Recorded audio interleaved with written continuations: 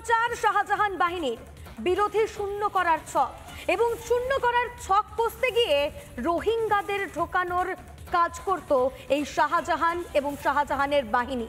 Republic বাংলায় সোজাসুজি স্বর্ণালীতে এসে সিনিয়র এডিটর স্বর্ণালী সরকারকে বললেন নিহত প্রদীপ মণ্ডলের স্ত্রী পদ্মা মণ্ডল।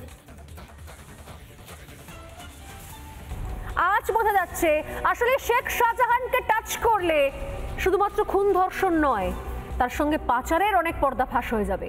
শেখ শাহজাহানকে টাচ করলে এই যে দিনের পর দিন ধরে নির্দিষ্ট একটা রুট, যে রুট আসছে পাইকগাছা থেকে সাতক্ষীরা হয়ে বসিরহাট হয়ে হিঙ্গলগঞ্জ, এই রুটটা আমি দেখাবো আপনাদের কিভাবে পাইকগাছা থেকে সাতক্ষীরা, সাতক্ষীরা থেকে বসিরহাট, বসিরহাট থেকে হিঙ্গলগঞ্জ হয়ে এই রুটে দিনের পর দিনকে দিনের পর দিন রোহিঙ্গাদের ঢোকাচ্ছে শেখ শাহজাহান।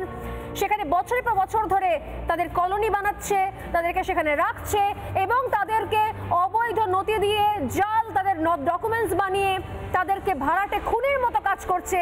নৃশংসতার সঙ্গে এলাকার ছেলেদের, প্রতিবাদী যুবকদের খুন করে একদম একদম একদম দেহটাকে ভাগ ভাগ করে সেই দেহগুলো লোপাট করে দিতে পারে। কি অসাধারণ স্ট্র্যাটেজি! এই 2019-এর 8ই জুনে আমার স্বামী সহ আমার পরিবারের দুই দেওর সুকান্ত মণ্ডল, দেবদাস মণ্ডলকে খুন করে শাহজাহান শেখ, কাদের মোল্লারা এরা বাংলাদেশে পালিয়ে গেছিল।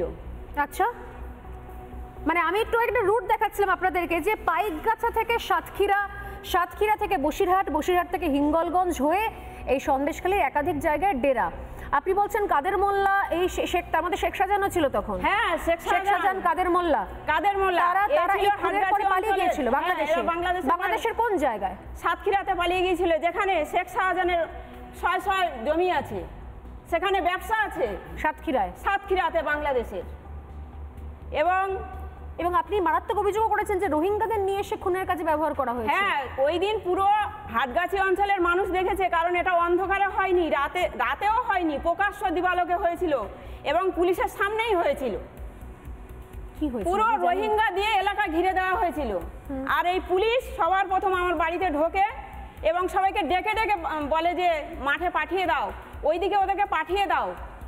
আর ওদের পিছু পিছুই এই শেখ শাহজাহান, কাদের মোল্লারা এদের বাহিনী নিয়ে বোমা মারতে মারতে, গুলি করতে করতে আমার বাড়ির মধ্যে ঢোকে এবং জলগারের বাঁধে নিয়ে গিয়ে আমার স্বামী প্রদীপ মণ্ডল এবং আমার দেওর সুকান্ত মণ্ডলকে নৃশংসভাবে কোপায়।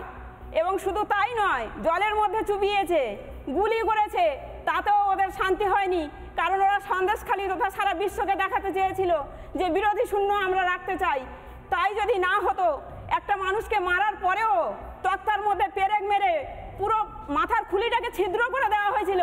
যখন আমি আমার স্বামীর দেহটা জল থেকে তুলেছিলাম, তখন তার মাথার মধ্যে আমার হাতটা ঢুকে গিয়েছিল এবং পোস্টমর্টম রিপোর্ট তার প্রমাণ আছে। শাহজাহান শেখের যে বাহিনী তখন, যেটা বারবার করে বলছেন যে রোহিঙ্গাদের নিয়ে এসে ওখানে, তারা কি সব এলাকার লোকজন? এলাকার নয়, তারা বাইরে থেকে এসছে। সব রোহিঙ্গাদেরকে আশ্রয় দিয়েছে ওখানে, তাদের সব আধার কার্ড, আই কার্ড সব বানিয়ে দেওয়া হয়েছে।